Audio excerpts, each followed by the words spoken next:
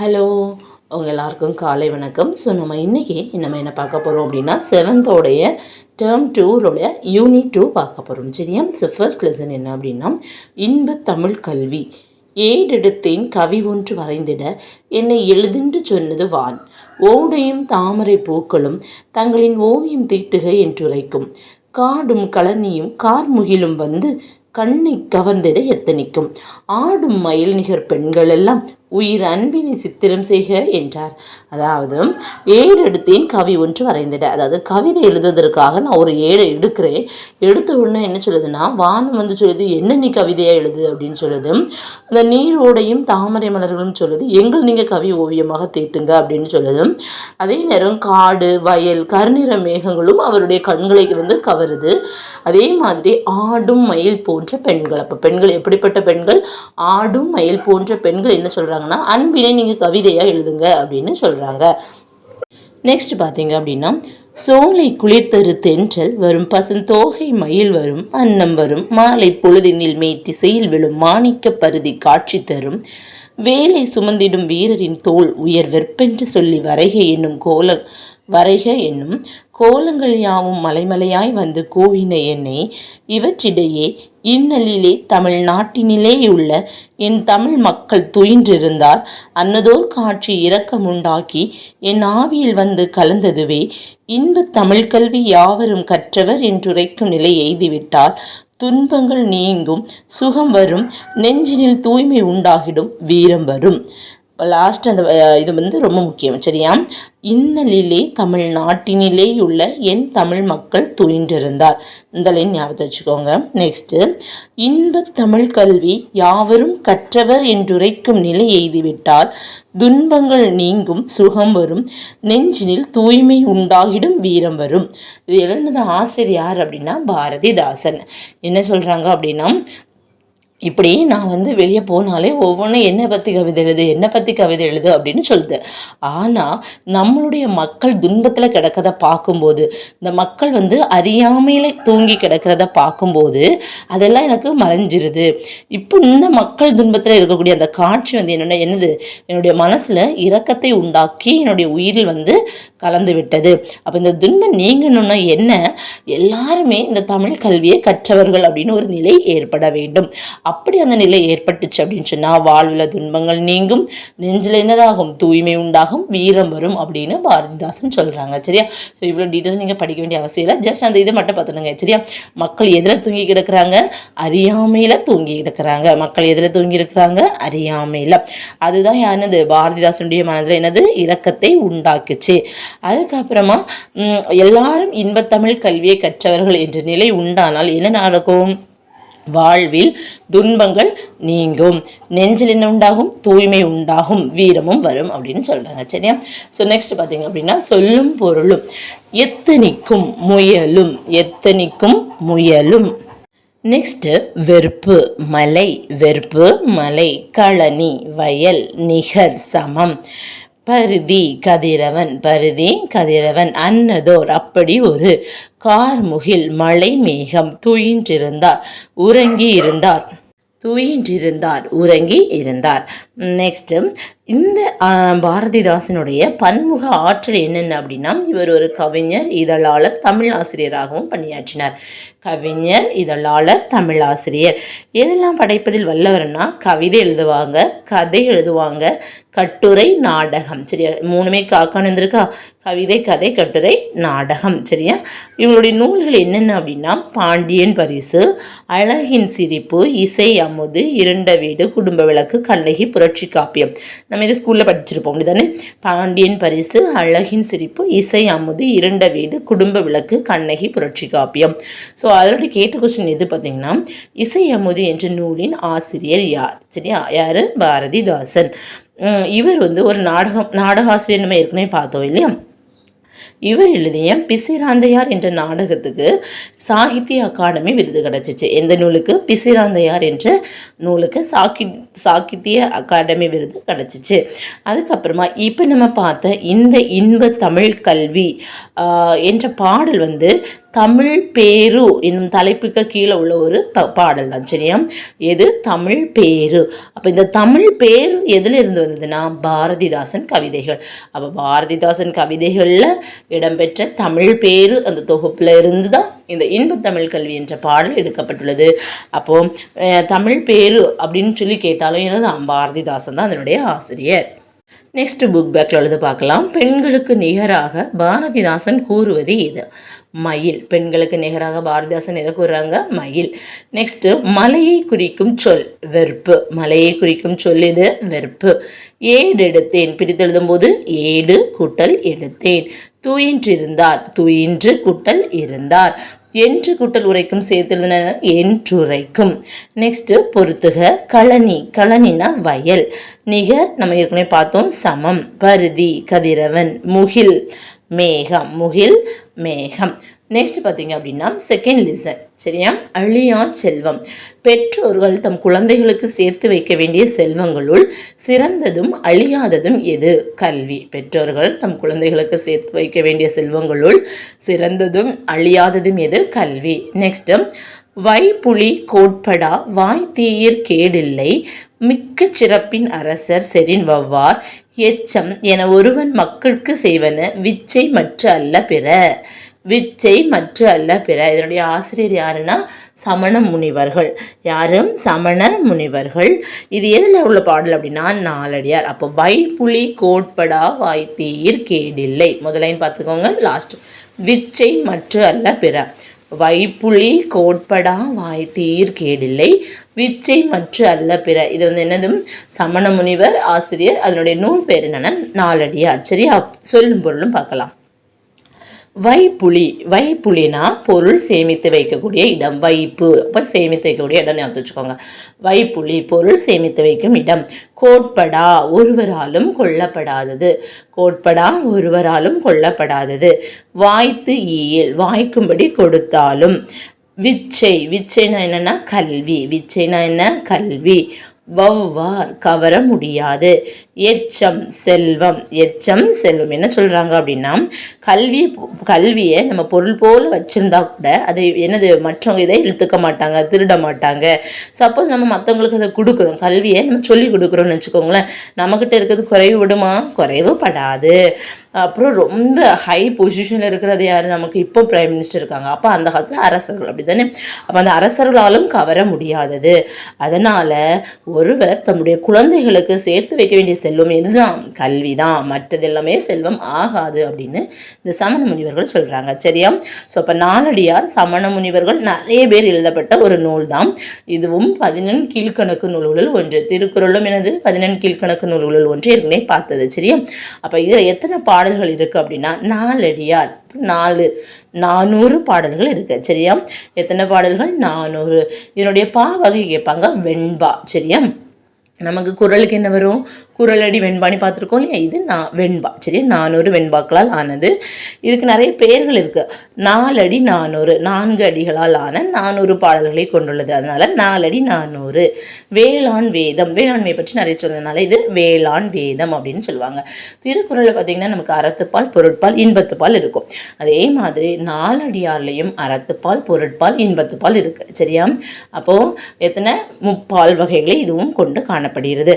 திருக்குறளுக்கு இணையாக இது வச்சு போற்றப்படுது. அதனால என்ன சொல்லுவாங்க அப்படின்னா 4ம் 2ம் சொல்லுக்குருதி, ஆளும் வேலும் பல்லுக்குருதி அப்படின்னு சொல்லுவாங்க. 4ம் 2ம். அப்போ 4 என்ற இதனால குறிக்கப்படக்கூடிய நூல் எதுன்னு கேட்டிருக்காங்க ஆல்ரெடி. சரியா? அப்போ நாலடியார். 2 அப்படின்னா என்னது? திருக்குறள். நெக்ஸ்ட் பார்த்தீங்க அப்படின்னா வெள்ளத்தால் அழியாது, வெந்தணலால் வேகாது, வேந்தராலும் கொள்ளத்தான் முடியாது, கொடுத்தாலும் நிறைவென்றி குறைவுறாது, கள்ளருக்கோ பயமில்லை, காவலுக்கு மிக எளிது, கல்வி என்னும் உள்ள பொருள் உள்ளிருக்க, புறத்தேயோர் பொருள் தேடி உழல்கின்றீரே. யாராலும் கொள்ள முடியாது, யாராலும் திருட முடியாது, குறையாது, இப்படிப்பட்ட ஒரு செல்வம் உங்கள்கிட்ட இருக்கும்போது நீங்கள் ஏன் வெளியில் உள்ள செல்வத்தை எல்லாம் தேடி அலைகிறீங்க அப்படின்னு ஒருத்தவங்க கேட்டிருக்காங்க. இது எந்த இதில் இருந்து வந்திருக்கு, எந்த நூல்ல இருந்து வந்திருக்குன்னு கேட்பாங்க. தனி பாடல் திரட்டு, அது மட்டும் ஞாபகம் வச்சுக்கோங்க. சரி, லாஸ்ட் 3 லைன். கல்வி என்னும் உள்ள பொருள் உள்ளிருக்க, புறத்தேயோர் பொருள் தேடி உழல்கின்றீரே. எங்கே உள்ளது? தனி பாடல் திரட்டு. நெக்ஸ்ட் புக் பேக்ல உள்ள கொஸ்டின். ஒருவர் தம் குழந்தைகளுக்கு சேர்த்து வைக்க வேண்டிய செல்வம் எது? கல்வி. ஒருவர் தம் குழந்தைகளுக்கு சேர்த்து வைக்க வேண்டிய செல்வம் எது? கல்வி. கல்வியை போல் டேஸ் செல்வம் வேறில்லை, விலை இல்லாத செல்வம் வேறில்லை. வாய் தீயின் பிரித்தல் தினம் வாய்த்து கூட்டல் ஈயின். கேடில்லை, கேடு கூட்டல் இல்லை. எவன் கூட்டல் ஒருவன், இதை சேர்த்துதுன்னா எவன் ஒருவன். சரியா? நெக்ஸ்ட் பார்த்தீங்க அப்படின்னா வாழ்விக்கும் கல்வி. வாழ்விக்கும் கல்வி இம்பார்ட்டன்ட் இது நான் சொல்கிறேன். உலகில் உள்ள உயிரினங்களுள் தனித்தன்மை உடையது எதுனா மனித பிறவி தான். சரியா? ஏன் அப்படின்னா மனித பிறவிக்கு தான் எதிர்காலத்தை சொல்ல முடியாது. ஏன் இப்போ ஒரு வாழைக்கன்று வச்சோம் அப்படின்னா நமக்கு என்ன வரும்? வாழை மரம் ஆகும். அப்புறம் நமக்கு அதுலேருந்து என்ன கிடைக்கும்? வாழை பழம் கிடைக்கும்னு நமக்கு தெளிவாக தெரியும் இல்லையா? இப்போ ரோஜா செடி நட்டோம்னா அதுலேருந்து ரோஜா பூ தான் வரும்னு தெரியும். ஆனால் நம்ம மனிதனாக பிறக்கும்போது பார்த்திங்கன்னா ஒவ்வொருத்தவங்களுக்கும் ஒவ்வொரு இயல்பு இருக்குது. ஒருத்தவங்க ஐஏஎஸ் ஆவாங்க, ஒருத்தவங்க சப் கலெக்டர் ஆவாங்க, அதுக்கப்புறமாட்டு என்னது வேறு இருக்குது, ரெவன்யூ அசிஸ்டன்ட் ஆவாங்க. இந்த மாதிரி ஒவ்வொரு போஸ்டிங் இருக்குது இல்லையா? ஸோ இப்போ எப்படி ஆவாங்க அப்படின்னு சொல்லிட்டு எதிர்காலம் சொல்ல முடியாத ஒரு பிறவி தான் மனித பிறவி. அதான் எதிர்காலத்தில் என்ன ஆவான் என்று சொல்லவே முடியாது. அதனால மனித பிறவி ஒரு அருமையான பிறவியாட்டு இருக்கு. நெக்ஸ்ட், உலகில் மிகவும் அருமையானது என்னது அப்படின்னா காலம். உலகில் மிகவும் அருமையானது எது? காலம். காலமும் நேரமும் போனால் வருமா? வராது. காலமும் நேரமும் போனால் வராது. அதனால தான் அந்த காலத்தினுடைய மேன்மையை பற்றி இந்த திருவள்ளுவர் 2 அதிகாரம் சொல்லியிருக்கிறாங்க. காலமறிதல் மற்றும் கல்வி என்னும் 2 அதிகாரத்தையும் திருவள்ளுவர் எழுதியிருக்கிறாங்க. சரியா? நெக்ஸ்ட் ஒரு குறள் கொடுத்துருக்காங்க. கேடில் விழுச்செல்வம் கல்வி ஒருவருக்கு மாடல்ல மற்றையவை. சரியா? நெக்ஸ்ட், கல்வி ஓர் ஒளி விளக்கு. இருக்கும் இடத்தை ஒளிமயமாக ஆக்குறதுனால கல்வி நம்ம என்ன சொல்கிறாங்க? ஒளி விளக்கு. எப்படி அது ஒளிமயமாக மாற்றுது? இப்போ ஒரு குடும்பத்தில் ஒரு 4-5 பேர் இருக்கிறாங்கன்னு வச்சுக்கோங்களேன். எல்லோரும் கஷ்டப்படக்கூடிய ஒரு ஃபேமிலி தான். ஆனால் அதில் இருக்கக்கூடிய ஒரு பிள்ளை என்ன நடக்குது? ஒரு கவர்மெண்ட் ஜாபுக்கு போகுதுன்னு நினச்சிக்கோங்க. அப்போ என்ன ஆகும்? அந்த குடும்பத்தினுடைய நிலை என்னது? இப்போ லோவர் மிடில் கிளாஸாக இருந்தால் அப்பர் மிடில் கிளாஸ். அப்போ ஒரு நிலை மாறுது. மாறுறது மட்டும் கிடையாது, அது என்ன பண்ணுவோம்? அடுத்தது கூட இருக்கவங்களையும் ஓகே நம்ம இந்த வழியில் போனால் நம்ம என்னது ஒரு வேலை கிடைக்கும், நம்மளுடைய நிலைமையும் உயரும் அப்படின்னு சொல்லிட்டு இவங்கள பார்த்து மற்றவங்க அந்த ஃபேமிலியிலேருந்து இன்னும் வரக்கு சான்சஸ் இருக்குது. கரெக்ட் தானா? அப்போ அதை சுற்றி இருக்கவங்களுக்கு என்னது ஒரு ஒளி விளக்காக இருக்கும். அவங்களுக்கு மட்டும் இல்லாமல் மற்ற பக்கத்து வீட்டில் உள்ளவங்க யாருனாலும் ஓகே அப்போ நம்ம இந்த பாதையில் இவங்க சென்ற வழியில் நம்மளும் சென்றால் நமக்கும் ஒரு வேலை கிடைக்கும், நம்மளுடைய வாழ்வும் முன்னேறும்னு தெரியும். அப்படி ஒரு ஒளிமயமாக ஆக்கக்கூடியதான் என்னது? கல்வி. இப்போ கல்வி ஒரு நாட்டில் கல்வி இல்லையா, அந்த நாட்டில் என்னது விளக்கு இல்லைன்னு அர்த்தம், ஒன்றுமே இல்லைன்னு அர்த்தம். இப்போ இந்தியாவே எடுத்துக்கிட்டுங்களேன், இந்தியாவிட்ட கல்வியே இல்லைன்னு வச்சுக்கோங்களேன். எல்லா நாடும் நம்மளை என்ன பண்ணியிருக்கோம்? அடிமைப்படுத்தியிருக்கோம். இப்போ நம்மளும் என்னது வல்லரசாயிருக்கோம், நம்மகிட்டையும் அணு ஆயுதங்கள் இருக்குது, அணுகுண்டு இருக்குது, எல்லாமே இருக்கிறனால யாரும் நம்மகிட்ட என்னது வாழட்ட முடியாது. அதுதான் சரியா? அப்போ நம்ம கல்வி ரொம்ப முக்கியம். நெக்ஸ்ட்டு, கல்வி அறிவு இல்லாதவர்களை யாரை போல குறை கூறியவர் யாரும் இல்லை?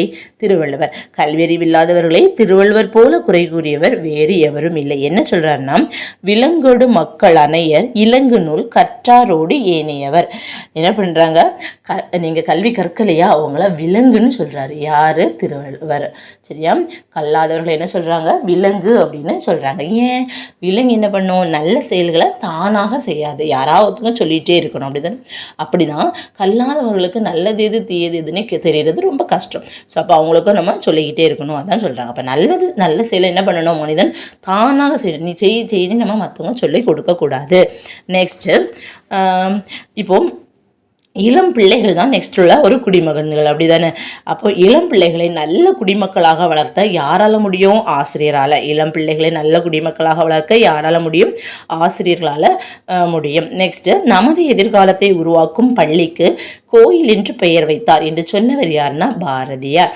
நமது எதிர்காலத்தை உருவாக்கக்கூடிய பள்ளிக்கு கோயில் என்று பெயர் வைத்தார் பாரதியார். சரியா?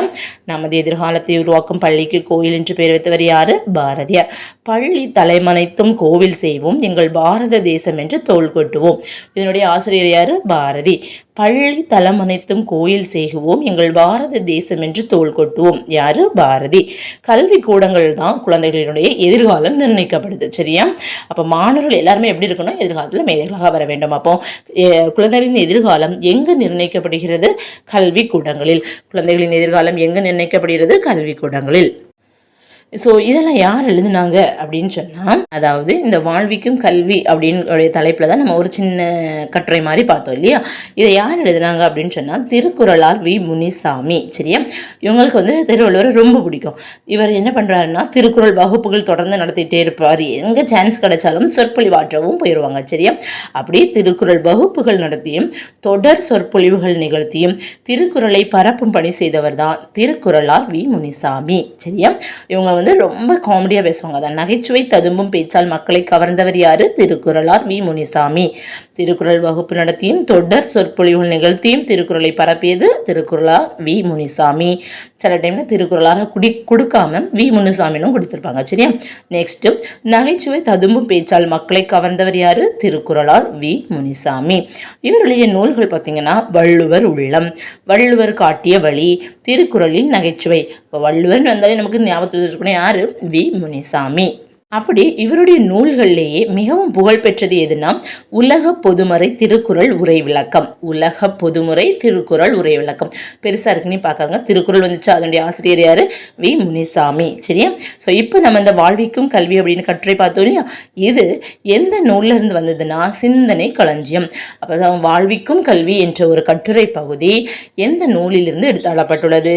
சிந்தனை களஞ்சியம். அப்போ சிந்தனை களஞ்சியம் என்ற நூலின் ஆசிரியர் யாரு? திருக்குறளார் வி. முனிசாமி. புக் பேக்ல உள்ளது பார்க்கலாமா? காலத்தின் அருமையை கூறும் திருக்குறள் அதிகாரம் இது காலம் அறிதல். கல்வி இல்லாத நாடு எது? விளக்கில்லாத வீடு. பள்ளி தலமனைத்தும் கோயில் செய்வோம் என்று பாடியவர் யாரு? பாரதி. உயர்வடைவோம், உயர்வு கூட்டல் அடைவோம், இவை கூட்டல் எல்லாம், இவை எல்லாம். சரியா? அப்போ நெக்ஸ்ட் குருவினால் உள்ள ஒரு 3 கொஸ்டின் ஜஸ்ட் பார்த்து வச்சுக்கலாம். மனித பிறவிக்கும் பிற உயிரினங்களுக்கும் இடையே உள்ள வேறுபாடு எது? நல்ல செயல்களை தானாக செய்வதுதான் உள்ள வேறுபாடு அப்படின்னு யார் சொல்றாருன்னா வள்ளுவர் சொல்றாரு. கல்வி அறிவு இல்லாதவர்களை பற்றி வள்ளுவர் என்ன சொல்றாரு அப்படின்னா எதுக்கு ஒப்பிடுகிறாரு? விலங்குக்கு. நூல்களை நம்ம எப்படி படிக்கணும்? ஆழ்ந்து ஆராய்ந்து படிக்கணும். ஈஸி தானா? நெக்ஸ்ட் பார்த்தீங்க அப்படின்னா ஒரு கதை மாதிரி. சரியா? பள்ளி மறுதிறப்பு. இந்த கதையை எழுதினது யார் அப்படின்னா சுப்ரபாரதி மணியன். அது மட்டும் தெரிஞ்சு வச்சுக்கோங்க. பள்ளி மறுதிறப்பு என்ற நூலினுடைய அந்த பகுதியினுடைய ஆசிரியர் யார்? சுப்ரபாரதி மணியன். இவங்க என்ன பண்ணுவாங்க அப்படின்னா இந்த குழந்தை தொழிலாளர் முறையை ஒழிக்கணும், இயற்கை வளங்களை பாதுகாக்கணும், இந்த மாதிரியான கருத்துக்களை சொல்லி அவர் வந்து சிறுகதை எழுதுவாங்க, ஒரு புதினம் எழுதிடுவாங்க, கட்டுரை எழுதக்கூடிய ஒரு ஆள். சரியா? என்னது? குழந்தை தொழிலாளர் முறை ஒழிக்கணும், இயற்கை வளங்களை பாதுகாக்கணும். இவருடைய அந்த திறமை என்னது? சிறுகதை எழுதுவாங்க, புதினம் எழுதுவாங்க, கட்டுரை எழுதுவாங்க. சரியா? அப்படிதான் இந்த பள்ளி மறுதிறப்பு அப்படின்னு கதை எழுதினது யாரு? இந்த சுப்ரபாரதி மணியன். இவங்க ஒரு இலக்கிய இதழை நடத்திட்டு இருந்தாங்க. என்னது? கனவு. இப்போ குழந்தைகளுக்கு கனவு இருக்கும். குழந்தை தொழிலாளர் அப்படின்னா சுப்ரபாரதி மணியன். கனவு அந்த இலக்கிய இதழ்னா யாரு? சுப்ரபாரதி மணியன். வேற நூல்கள் என்னென்ன அப்படின்னா பின்னல், வேட்டை, தண்ணீர் யுத்தம், புத்துமண், கதை சொல்லும் கலை. சரியா? பின்னல், வேட்டை, தண்ணீர் யுத்தம், புத்துமண், கதை சொல்லும் கலை முதலிய நூல்கள் எழுதியவரும் இந்த சுப்ரபாரதி மணியன். ஓகேவா? ஸோ இதெல்லாம் ஈஸியாக தான் இருக்கும். நெக்ஸ்ட் நம்ம என்ன பார்க்க போகிறோம்னா இலக்கணம். ஓரெழுத்து ஒரு மொழி, பகுபதம் பகாபதம். சரியா? ஓரெழுத்து ஒரு மொழி அப்படின்னு சொன்ன என்னது? பூ, கை, ஈ, இதெல்லாம் வந்து இந்த ஒரு எழுத்து தான், ஆனால் நமக்கு அது பொருள் தருது. அப்படிதானே? நெக்ஸ்ட் பார்த்தீங்கன்னா நன்னூல் என்ற இலக்கண நூலை எழுதியவர் யாரு? பவணந்தி முனிவர். நன்னூல் என்னும் இலக்கண நூலை எழுதியவர் பவணந்தி முனிவர். பவணந்தி முனிவர் தமிழ்ல எத்தனை ஓரெழுத்து ஒரு மொழிகள் இருக்குன்னு சொல்லியிருக்கிறாங்க? 42. பவணந்தி முனிவர் தமிழ்ல எத்தனை ஓரெழுத்து ஒரு மொழிகள் இருக்குன்னு சொல்லியிருக்கிறாங்க? 42 ஓரெழுத்து ஒரு மொழிகள் இருக்குன்னு சொல்லியிருக்கிறாங்க. இந்த 42 ஓரெழுத்து ஒரு மொழிகளில் என்னது 2 இதுதான் வந்து குறில் எழுத்தாக இருக்கும். இது எல்லாமே என்னது? நெடில் எழுத்துக்களாக இருக்கும். அப்போ எத்தனை எழுத்துக்கள் குறில்? 2. நெடில் எழுத்துக்கள் எத்தனை? மீதி 40. அப்போ அந்த குறில் எழுத்துக்கள் எது? நோ, து. நோனா என்னது? துன்பம். சரியா? நோ, து. இந்த ரெண்டும் தான் வந்து என்னது? குறில் எழுத்துக்கள். அந்த நம்பர்ஸ் ஞாபகத்தை வச்சுக்கோங்க. சரியா? குறில் 2. அப்போ மீதி உள்ளது எல்லாமே என்னது? நெடில் தான். நெக்ஸ்ட் இதனுடைய பொருள் பார்க்கலாமா? ஆ ஆனா நமக்கு தெரியும் பசு. ஆ பசு. ஈதல், அப்போ கொடு. கொடு. ஊன்னு சொல்லுவாங்க. அப்போ ஊனாலும் இறைச்சி. ஏகலைவன் அம்பு ஞாபகம் வச்சுக்கோங்க. அப்போ அம்பு. ஐ தலைவன். தலைவன். ஓனா மதகு நீர் தாங்கக்கூடிய அந்த பலகையை ஓன்னு சொல்லுவாங்க. சரியா? மதகு நீர் தாங்கக்கூடிய பலகை என்னது? ஓ. நெக்ஸ்ட்டு கா அப்படின்னா சோலை. கா அப்படின்னா என்னது? சோலை.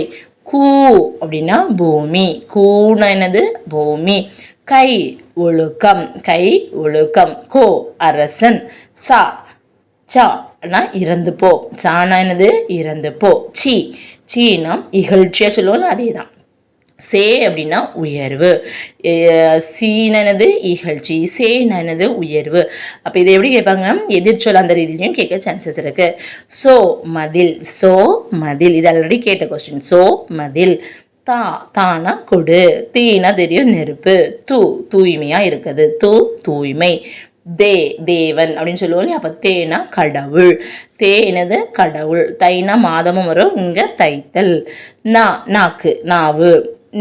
முன்னிலை ஒருமை. அன்பு.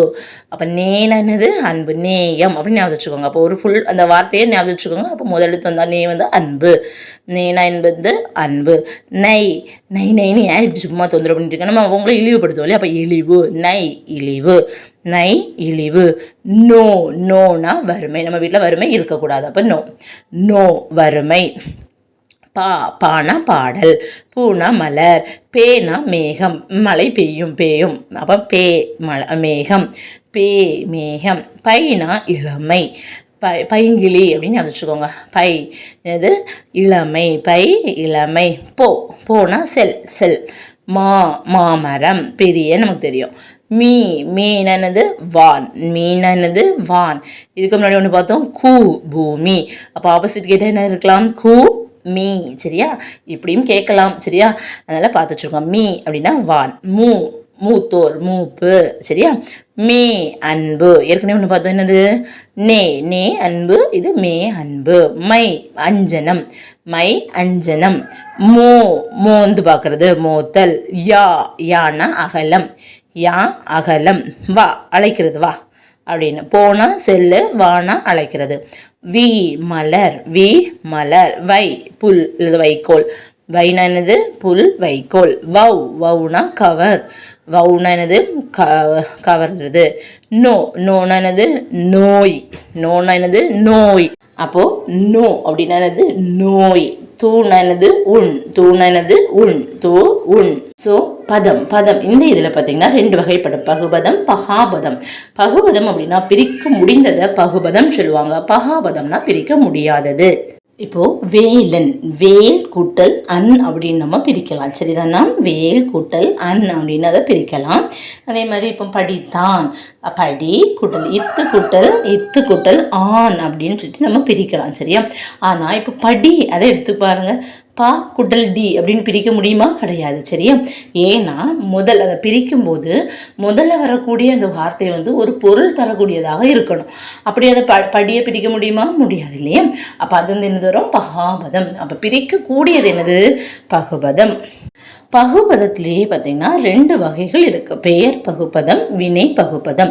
அப்போ பகுபதமாக அமையக்கூடிய பெயர் சொல்ல என்ன சொல்லுவாங்கன்னா பெயர் பகுபதம்னு சொல்லுவாங்க. நம்ம ஏற்கனவே படிச்சிருக்கோம் இல்லையா? எத்தனை வகைப்படும் அது? பெயர் சொல் 6 வகைப்படும். அப்போ பெயர் பகுபதமும் 6 வகைப்படும். என்னதெல்லாம்? பொருள், இடம், காலம், சினை, குணம், தொழில் அப்படின்னு. பொருள்னா என்ன வரும்? பொன்னன். பொன் வந்து ஒரு பொருள். அப்போ பொன் கூட்டல் அன்னு பிரிக்கலாம். இடம் நாடன். நாடு கூட்டல் அன். சித்திரையான். சித்திரைன்னு என்னது? ஒரு மாதம். அப்போ காலம். சித்திரை கூட்டல் ஆண். இப்போ கண்ணன். கண் என்பது என்னது? நம்மளுடைய உடலினுடைய ஒரு உறுப்பு. அப்போ சினை. உறுப்புனா சினை. சரியா? கண் கூட்டல் அன். நெக்ஸ்ட் இனியன். இனிமை கூட்டல் அன்னு பிரிப்போம். இனிமை மை விகுதி வந்திருக்கு. அப்போ பண்பு. அப்போ இனியன் என்பது என்னது வரும்? பண்பு தொகை. சரியா? நெக்ஸ்ட் உழவன். உழவு கூட்டல் அன். உழவு என்பது ஒரு தொழில். அப்போ இது என்னது? தொழில் பெயர் பகுபதம். புரிஞ்சுச்சா? இப்படி பிரிக்கும்போது முதல்ல இருக்கக்கூடியது பார்த்திங்கன்னா அதை பொறுத்து 6 வகைப்படுது. அது பொருளாக இருந்ததுன்னா அது வந்து பொருள் பெயர் பகுபதம், இடமாக இருந்ததுன்னா இடம் பெயர் பகுபதம், காலம் சினை குணம் தொழில்னு வரும். நெக்ஸ்ட்டு வினை பகுபதம், பகுபதமாக அமையக்கூடிய வினை சொல்ல நம்ம என்னது வினை பகுபதம்னு சொல்லுவாங்க. இப்போ நடத்தல், நட என்பது என்னது வினை பகுபதம். இங்கே என்ன கொடுத்துருக்காங்க, உண்கின்றான், உண்ணுன்னு என்னது சாப்பிடு, கூட்டல் கின்று கூட்டல் ஆன்னு இதை பிரிக்க முடியும். அப்போ உன் என்பது என்னது வினை பகுபதம். நெக்ஸ்ட்டு பகுபதத்தில் இருக்கக்கூடிய அந்த பிரிக்கக்கூடிய பகுதிகள் இருக்கு இல்லையா, ப்ளஸ் ப்ளஸ் போட்டுன்னு எழுதுறோம் இல்லையா, அதை தான் நம்ம என்ன சொல்லுவாங்கன்னா பகுபத உறுப்புகள்னு சொல்லுவாங்க. பெயர் பகுபதம் 6 வகைப்படும், அதே போல் பகுபத உறுப்புகளும் 6 வகைப்படும். சரியா, என்னன்னா பகுதி, விகுதி, இடைநிலை, சந்தி, சாரியை, விகாரம் அப்படின்னு 6 வகைப்படும். ஸோ நம்ம ஏற்கனவே நான் உங்கள்கிட்ட சொல்லியிருக்கிறேன். இப்போ பிரிக்கும் போது முதல்ல வரக்கூடியது இருக்கு இல்லையா, அதை தான் நம்ம என்ன சொல்லுவாங்க பகுதின்னு சொல்லுவாங்க. அப்போ இந்த பகுதி என்பது ஒரு வார்த்தையினுடைய ஒரு முழு பொருளையும் தரக்கூடியதாக இருக்கும், முழு இல்லை முதன்மையான பொருளை தரக்கூடியதாக இருக்கும். சரியா, இது எப்படியுமே பார்த்தீங்க அப்படின்னா இந்த வினை பகுபதம் இருக்கு இல்லையா, அதனுடைய பகுதி எப்பவுமே கட்டளையாகவே அமையும். சரியா, அப்போ முதன்மையான பொருளை தருவது எது, பகுதி. அப்போ பகுபதத்தினுடைய முதல் உறுப்பு எது, பகுதி. அது முதல்ல அமையும், முதன்மையான பொருளை தரக்கூடியதும் பகுதி தான். ஆனால் இந்த வினை பகுபதத்தினுடைய அந்த பகுதி எப்படி இருக்கும், கட்டளையாக இருக்கும். நட, படித்தான், படி அப்படி இருக்குன்னா, செல்கின்றான், செல், இந்த மாதிரி கட்டளையாகவே இருக்கும். நெக்ஸ்ட்டு பகுபதத்துடைய லாஸ்ட்ல இருக்கும் பாருங்க. இப்போ வேலன், அன் அப்படின்னு சொல்லுவோம். அன் என்னது ஆண் பால், அப்படி தானே. அப்போ அந்த பகுபதத்துடைய லாஸ்ட்ல அமைஞ்சிட்டு அது திணையை காட்டலாம், உயர் திணையும் குறிக்கும், இல்லை அக்ரிணையான்னு காட்டும் நம்மள்கிட்ட.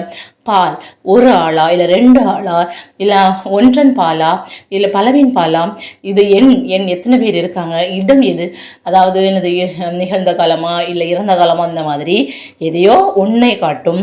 அப்படி இல்லையா முற்றாட்டு அமையலாம், அது என்னது முடிந்த ஒரு இதாட்டு அமையும், அப்படி இல்லைன்னா எச்ச இதாட்டு இருக்கும், ஆகியவற்றையோ காட்டுவதுதான் விகுதி. அப்போ பகுபதத்தினுடைய இறுதியில் அமைந்து திணை, பால், எண், இடம் ஆகியவற்றையோ முற்று இல்லது எச்சம் ஆகியவற்றையோ காட்டுவதுதான் என்னது விகுதி. பிரிக்கும் போது முதல்ல இருக்கக்கூடியது பகுதி. சரியா, லாஸ்ட்ல அமைக்கிறது என்னது விகுதி. விகுதி சில சமயம் என்னன்னு இருக்கும், ஒரு எச்சமாகவும் அமையும். இந்த வார்த்தையை கவனிச்சுக்கோங்க. சரி, நெக்ஸ்ட் பகுதி விகுதி இருக்கு, இடையில அமைந்து அது ஒரு காலத்தை காட்டலாம், இல்லது எதிர்மறை செயலை காட்டக்கூடியதுதான் என்னது இடைநிலை. பகுதிக்கும் விகுதிக்கும் இடையில் அமையக்கூடியது, காலத்தை காட்டும், எதிர்மறையும் காட்டும். அதை நம்ம என்ன சொல்லுவாங்க, இடைநிலைன்னு சொல்லுவோம். பெரும்பாலும் பார்த்தீங்கன்னா பகுதிக்கும் நெக்ஸ்ட் இடைநிலைக்கும் இடையில வரக்கூடிய ஒரு மெய் எழுத்தை தான் நம்ம சந்தின்னு சொல்லுவாங்க. பிரிக்கும் போது பகுதிக்கும் இடைநிலைக்கும் இடையில வரக்கூடிய எழுத்து தான் என்னது சந்தி. நெக்ஸ்ட் இடைநிலைக்கும் விகுதிக்கும் இடையே இடைப்பெறக்கூடிய ஒரு அசை சொல்ல தான், அதாவது அன் இருக்கலாம், இப்படிப்பட்ட வந்து அசை சொல்ல தான் நம்ம என்ன சொல்லுவாங்கன்னா சாரியை. இடைநிலைக்கும் விகுதிக்கும் இடையே இடம்பெறக்கூடிய அசை சொல் என்னது சாரியை. அப்போ அந்த பகுதியோ இல்லது சந்தியோ, சந்தினா என்னது பெரும்பாலும் பகுதிக்கும் இடைநிலைக்கும் இடையில வரக்கூடிய ஒரு மெய் எழுத்து தான் சந்தி. சரியா, அந்த பகுதி சந்தி இடைநிலை இதில் ஏற்படக்கூடிய மாற்றங்களை தான் நம்ம என்ன சொல்லுவாங்க விகாரம். விகாரமாக மாறி இருக்காப்பா அப்படின்னா மாறி, அந்த தோற்றம் வந்து மாறி இருக்குன்னு அர்த்தம் இல்லையா. அதே மாதிரி தான் அந்த வார்த்தையில் இருக்க அந்த சொல் வந்து எழுத்து வந்து மாறி இருக்கக்கூடியதான் நம்ம வந்து விகாரம். விகாரம் இதில் தான் வரும், பகுதி இடைநிலை சந்தி, இந்த 3ல் ஏற்படக்கூடிய மாற்றம் தான் என்னது விகாரம். இப்போ வந்தனன், வந்தனன் இருக்கு அப்படிதானா. அப்போ வ அப்படின்னு சொன்னா அது வந்து ஒரு எழுத்தா இல்லை, அப்போ வான்னு தான் பிரிக்கணும். கரெக்ட் தானா, வா பிராக்கெட்ல வா. ஏன்னா என்ன சொல்லியிருக்கிறாங்க, பகுதி சந்தி இடைநிலை முதலியவற்றில் ஏற்படும் மாற்றம் விகாரம் அப்படிதானே. அப்போ ஃபர்ஸ்ட் பார்த்தீங்கன்னா வா, வா என்பது பகுதி, இது வா வே அப்படின்னு குறுகிதான் அந்த வார்த்தையில இருக்கு அப்படிதானே. அது என்ன சொல்லுவாங்கன்னா விகாரம்னு சொல்லுவாங்க. நெக்ஸ்ட் எழுத பாருங்க, இன் இருக்குது அப்படிதானே. இன் வந்து வா இத்து தான் வந்திருக்கணும். சரியா, அப்போ இத்து பிராக்கெட்டில் இன்னு. நெக்ஸ்ட் இத்து இருக்குது. நெக்ஸ்ட் நான் இருக்கா, இதை எப்படி எழுதணும்னா இத்து கூட்டல் ஆ. எனக்கு ஏற்கனவே இங்கே ஒரு இத்து வந்திருக்கு, அப்போ தாவை பிரிக்கும் போது இத்து கூட்டல் ஆணி வரும். சரியா, வந்தனன் வா பிராக்கெட்டில் வ, அதே மாதிரி இங்கே இத்து வந்திருக்கணும், இத்து பிராக்கெட்டில் இன்னு. இந்த இத்தை பிரிக்கும் போது இத்து கூட்டல் ஆ வரும். அப்போ அந்த இத்து வந்து என்னதாகும், இத்து வந்து இறந்த கால இடைநிலை. நெக்ஸ்ட் இந்த ஆவும் இந்த நாளை இருக்கக்கூடிய இன் கூட்டல் ஆ தான் நா அப்படிதானே. அப்போ ஆவும் இன்னும் சேர்ந்துக்கும். நெக்ஸ்ட்டு இந்த ஆவும் இந்த இன்னும் சேர்ந்துக்கும். அதுதான் இப்போ வந்தனன்னு பிரிக்கும் போது இது உங்களுக்கு எதுவும் தெரிஞ்சிருக்கும் இல்லையா, நீங்கள் ஸ்கூலில் படிச்சிருப்பீங்க. அப்போ வா ப்ராக்கெட்டில் வ குட்டல் இத்து ப்ராக்கெட்டில் இன்னு குட்டல் இத்து குட்டல் அன் குட்டல் அன். சரியா? இப்போ வா என்பது பகுதி, வா என்ன குறுகி ஒழிச்சிருக்கிறதுனால இது விகாரம். நெக்ஸ்ட்டு இத்து என்பது சந்தி. சந்தி நம்ம எப்போ முடிச்சிருக்கிறோம்? பகுதிக்கும் இடைநிலைக்கும் வரலாம். அப்போ இத்து தான் அங்கே வந்து இடைநிலை. இத்திட்டு இந்த 4 என்னது இறந்த கால இடைநிலை. சரியா? இத் இட் இர் இன் இந்த 4 என்னது இறந்த கால இடைநிலையாக வரும். நீங்கள் இனி படிக்கலாம். சரி, அப்போ இது இறந்த கால இடைநிலை. நெக்ஸ்ட் என்ன வரும்? நம்ம என்ன பார்த்தோம்? லாஸ்ட்டில் இருக்கக்கூடியது என்னது? விகுதின்னு பார்த்தோம். அப்போ இந்த விகுதிக்கும் சந்திக்கும் இடையில் வரக்கூடியது என்னது? அசைச்சொல். அசைச்சொலுக்கு பேர் என்னது? சாரி. அப்போ அன் என்பது சாரியை, அன் என்பது என்னது? அன்னுன்னு வந்திருக்கு அப்படி தானே. அப்போ இது வந்து ஆண் பால். ஒரு வினை முற்று முடிஞ்சிட்டு வந்தனன் முடிஞ்சிடுச்சு அப்படி தானே. அப்போ ஆண் பால் வினை முற்று விகுதி. சரியா? இது வந்தனள். இதில் அள் இருந்துச்சுன்னா என்ன வரும்? இது பெண் பால் வினை முற்று விகுதி. இது ஜஸ்ட்டு பார்த்து மட்டும் வச்சுக்கோங்க. சரியா?